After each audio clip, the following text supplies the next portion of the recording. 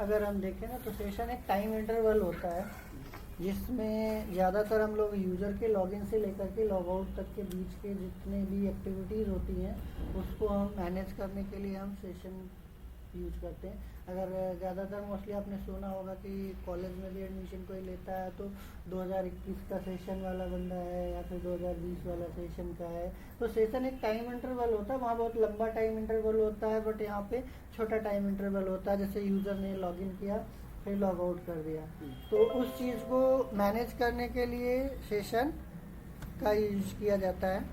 तो इसमें ज़्यादातर हम लोग मल्टीपल यूज़र को मैनेज करने के लिए करते हैं, यूज़र के डैशबोर्ड को मैनेज करने के लिए करते हैं। तो यहाँ पे हमारे पास यूज़र का प्रोफाइल पेज अगर हम देखें तो एक मिलेगा आपको। जैसे एडमिन ने लॉगिन किया तो उसके प्रोफाइल पे क्या होगा, और लॉगिन नहीं किया है तो क्या क्या चीज़ें हो सकती हैं।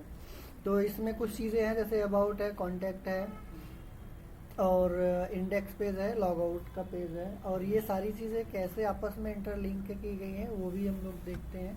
ठीक है, तो पहले हम CMD ओपन कर लेते हैं और यहाँ से VS कोड को ओपन कर लेते हैं। इसमें जो सेशन यूज करने से पहले हमें सेशन को स्टार्ट करना पड़ता है। अब वो चाहे हम सेशन की वैल्यू को असाइन कर रहे हों या फिर हम सेशन की वैल्यूज को डिस्ट्रॉय कर रहे हों। एक्चुअली में इसमें जैसे हमारे पास $_get, $_post या $_request होता है, वैसे ही सिमिलर हमारे पास यहाँ पे $_session एक सुपर ग्लोबल वेरिएबल होता है जिसमें हम वैल्यूज़ को रख करके मल्टीपल पेज पे ट्रेवल करा सकते हैं। बट $_get या पोस्ट ये केवल और केवल एक पेज से दूसरे पेज पे वैल्यू ले जा सकती हैं और थर्ड पेज पे नहीं ले जा सकती। तो इसीलिए हम यहाँ पे क्या यूज करते हैं, सेशन का यूज करते हैं।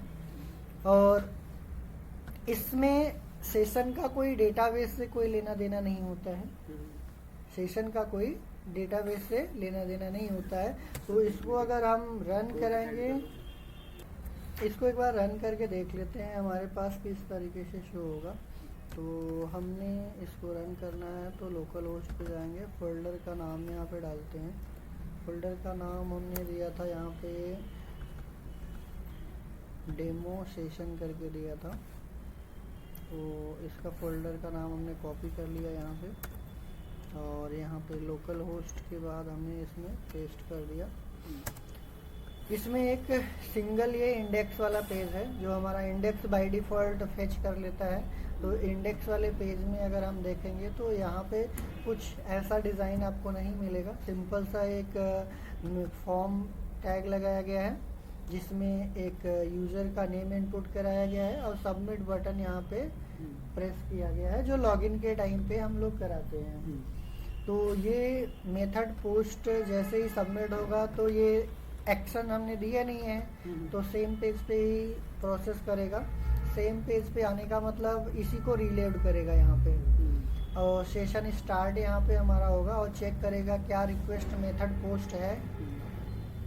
ये मेथड पोस्ट रिक्वेस्ट को चेक करने के लिए होता है जहाँ पे हमने मेथड यहाँ से पोस्ट पास आउट किया है। अगर मेथड पोस्ट है तो यहाँ पे फिर से चेक किया गया क्या बटन हमने लॉगिन वाला प्रेस किया है।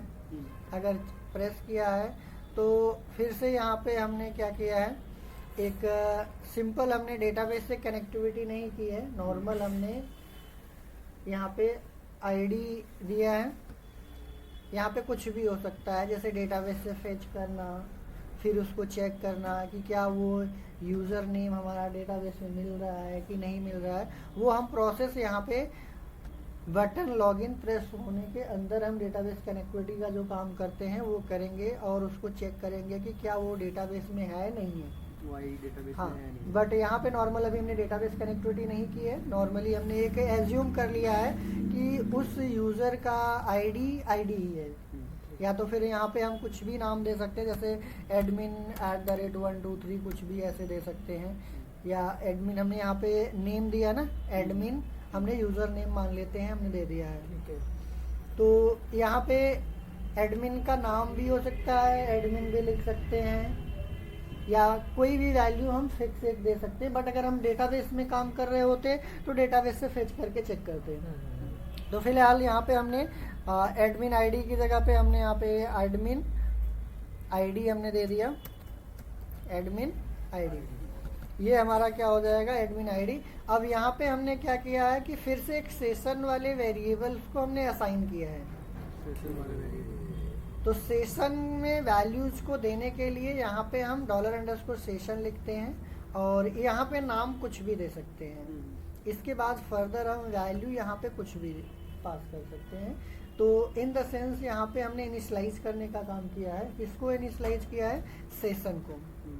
और देन फर्दर हमने इसको रीडायरेक्ट किया है एडमिन प्रोफाइल पे। जैसे ये एडमिन प्रोफाइल पे जाएगा तो ये आपको एडमिन प्रोफाइल पे यहाँ पे लेके जाएगा। तो और ये वैल्यू हम जब यहाँ पे हम पास आउट करके लॉगिन पे प्रेस करेंगे देन होगा। जैसे हमने यहाँ पे सेम वैल्यू अगर हम थोड़ा सा चेंज करके करेंगे तो ये हमारा लॉगिन नहीं होगा। इसमें यहाँ पे लॉग आउट का हमने यहाँ पे क्या रखा है, देखिए ये इस केस में भी हमने क्या किया है, नॉर्मल यूजर के थ्रू किया है।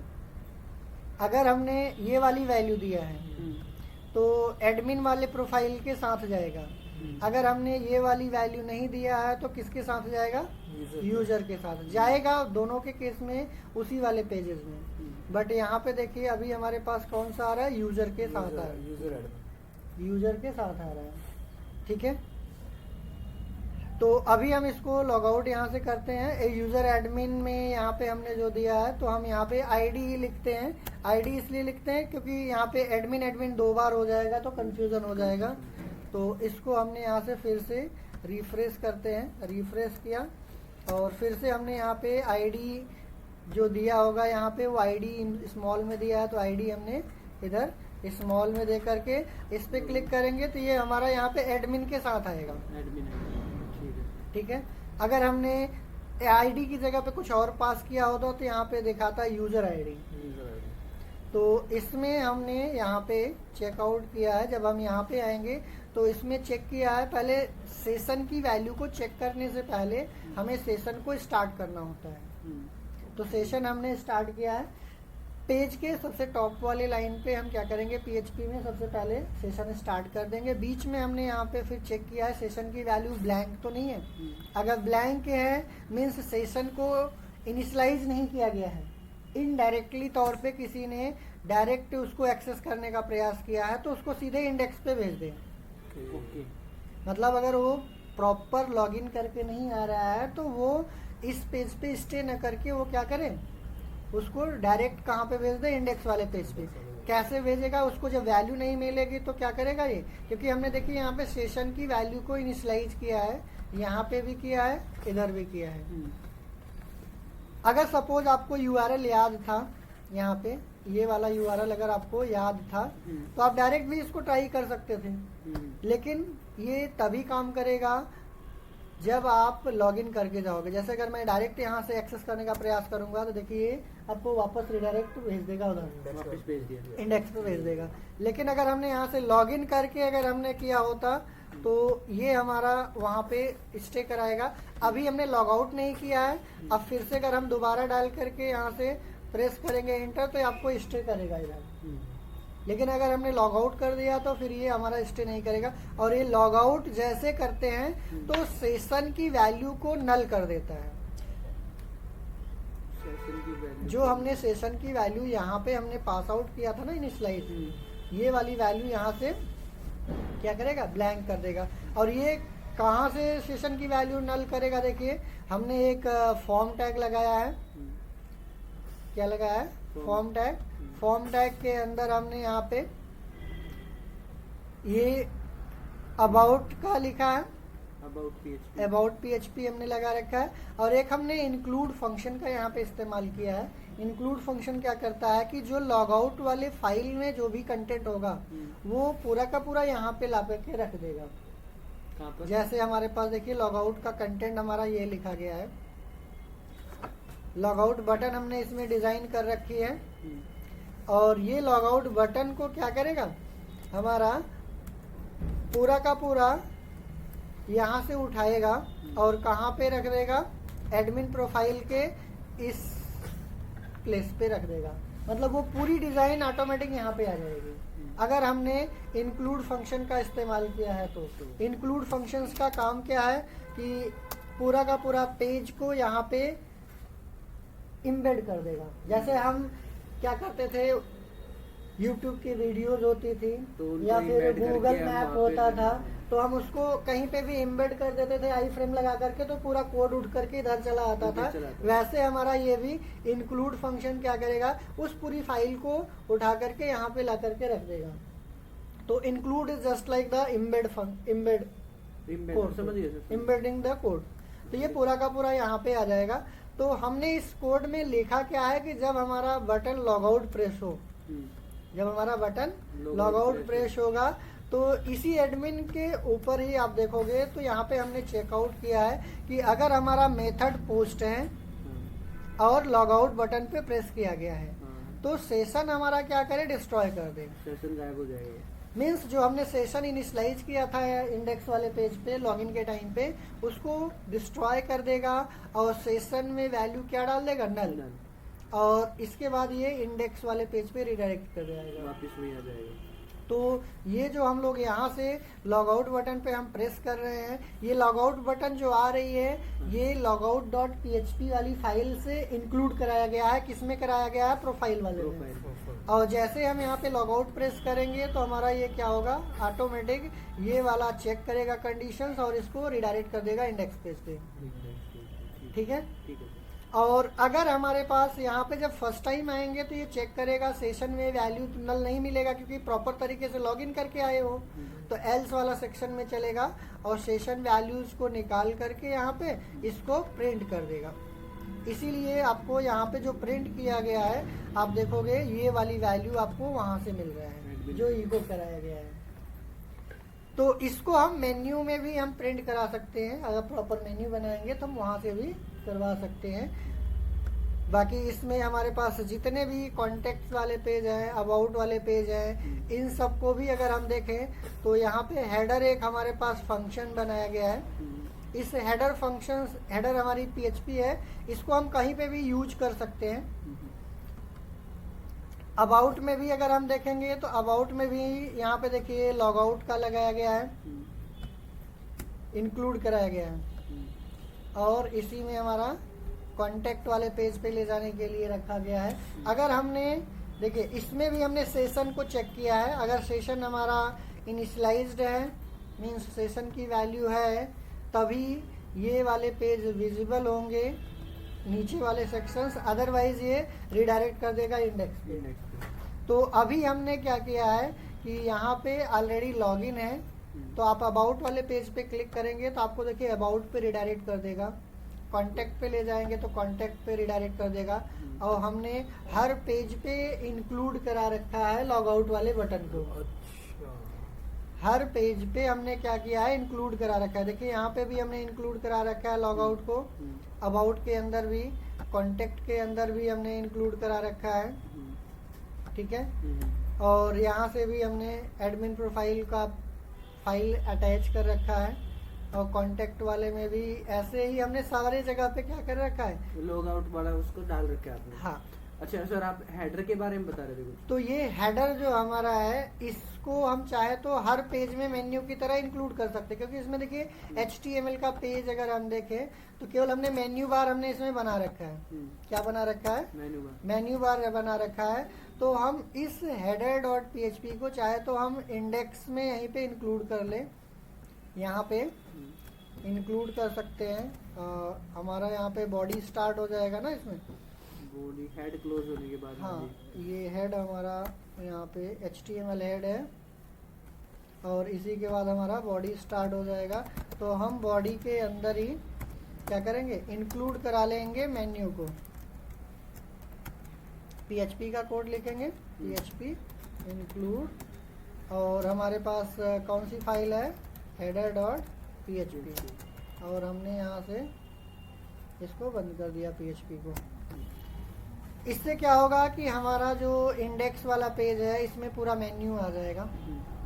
बट ये मेन्यू हमारा तभी काम करेगा जब हम लॉगिन कर रखा होगा, क्योंकि आप देख रहे हैं कि हर पेज पे हमने चेक करके रखा है कि अगर लॉगिन है तभी वो उस पर्टिकुलर पेज पे जाएगा, अदरवाइज नहीं जाएगा। देखिए यहाँ पे अगर लॉगिन होगा तभी सेशन की वैल्यू हमें मिलेगी, और सेशन की वैल्यू मिलेगी तभी फर्दर आपको ये सारी डिज़ाइन आपको मिलेगी, अदरवाइज ये पेज आपके सामने डिस्प्ले नहीं होगा। तो एक बार मैं यहाँ पे अगर हम देखें तो हमने हेडर को इंक्लूड इंडेक्स पे जो कराया है ना, इसको इंडेक्स पे कराने की जगह पे हमें कहाँ पे करना चाहिए, ये हमारा करना चाहिए अबाउट पे, कॉन्टैक्ट पे, क्योंकि हमें मेन्यू चाहिए ना, पूरा का पूरा मेन्यू चाहिए। तो हमने यहाँ से बॉडी लिया और बॉडी के अंदर हमने वो इंक्लूड कर लिया मेन्यू। हेडर का स्पेलिंग HEAD, ये header.php, ऐसे ही हमने यहाँ पे रिफ्रेश करते हैं इसको तो आपको देखेंगे। अबाउट पे चलते हैं, अबाउट पे हमने header.php, देखिए यहाँ पे कुछ मिसिंग हुआ होगा, यहाँ पे header.php बॉडी क्लोज हुई है सर, या इससे फर्क नहीं नहीं, पड़ेगा? बॉडी से फिलहाल फर्क नहीं पड़ेगा, बट इसमें एक बार इसको क्लोज कर देते हैं। इसमें मिसिंग कुछ और, इसमें मिसिंग क्या है इसको एक बार चेक करते हैं। यहाँ से हमने इंक्लूड फंक्शन लगाया है ना, इंक्लूड फंक्शन लगाया है, यहाँ पे PHP ओपन क्लोज हमारा इधर ही है, तो इसको हम इसी के अंदर ही लिख देते हैं, क्योंकि इसी के ऊपर चाहिए होगा ना इंक्लूड। इसको डबल कोड के अंदर हमें लिखना चाहिए था, डबल कोड हमारा उसमें मिस हो गया था, ठीक है। बाकी ऊपर वाले सिंटैक्स से भी आ जाएगा, but double quote PHP open close हो गया सर? हाँ, आ गया। ये हमारा PHP ओपन है, ये हमारा क्लोज है। हाँ, इंक्लूड करेंगे तो इसी के ऊपर मेन्यू आ जाएगा, इसी के नीचे लॉग आउट आ जाएगा। तो ये हमारा यहाँ पे home, about, contact. Menu, header में मेन्यू बनाने का पर्पज ये था कि आप यहाँ से देखिए कॉन्टैक्ट अस इधर से जा सकते हो या तो इधर से जा सकते हो, तो मर्जी आपकी है, आप इधर से जाओ या इधर से जाओ। तो मेन्यू एक प्रॉपर बना करके ये वेलकम यूजर आप चाहे यहाँ पे डिस्प्ले कराओ। तो इसका हम लोग थोड़ा सा और डिटेल में डिस्कस करेंगे नेक्स्ट सेशन में। इसको चेक कर लेंगे कि यहाँ पे प्रॉपर एक मेन्यू बनाएंगे, एक यहाँ पे फुटर बनाएंगे, डेटाबेस से भी कनेक्शन करेंगे, उसको भी हम चेक करके देखेंगे, ठीक है। बट अभी फिलहाल के लिए अगर हम इसमें देखें तो अभी जो हम लोग इस पे विजिट कर पा रहे हैं, ये विजिट इसीलिए कर पा रहे हैं क्योंकि हमने लॉगिन है। अगर हम लॉग आउट करके यहाँ से हम डिस्कस, अगर अबाउट अस को अगर हम एक्सेस करना चाहें तो नहीं होगा, तो ये लॉग आउट करेंगे हाँ, तो नहीं होगा। लॉग आउट करके अगर आप करोगे एक्सेस तो नहीं कर पाओगे। अब वो चाहे एडमिन प्रोफाइल हो, चाहे आप उसका अबाउट हो, चाहे उसका कॉन्टैक्ट हो। तो इसमें मेन आपका सेशन मैनेजमेंट में यही होता है कि कैसे हम यूजर को मैनेज करें, लॉगिन करते टाइम सेशन को कैसे इनिशियलाइज करना है, और लॉग आउट करते टाइम हम सेशन को कैसे हम डिस्ट्रॉय करेंगे। मेन आपका होता है इनिशियलाइजेशन एंड डिस्ट्रॉय करना, और इसी के बेसिस पे मल्टीपल यूजर को मैनेज किया जाता है। और डेटाबेस कनेक्टिविटी हम लोग इसके बाद वाले में चेक करेंगे।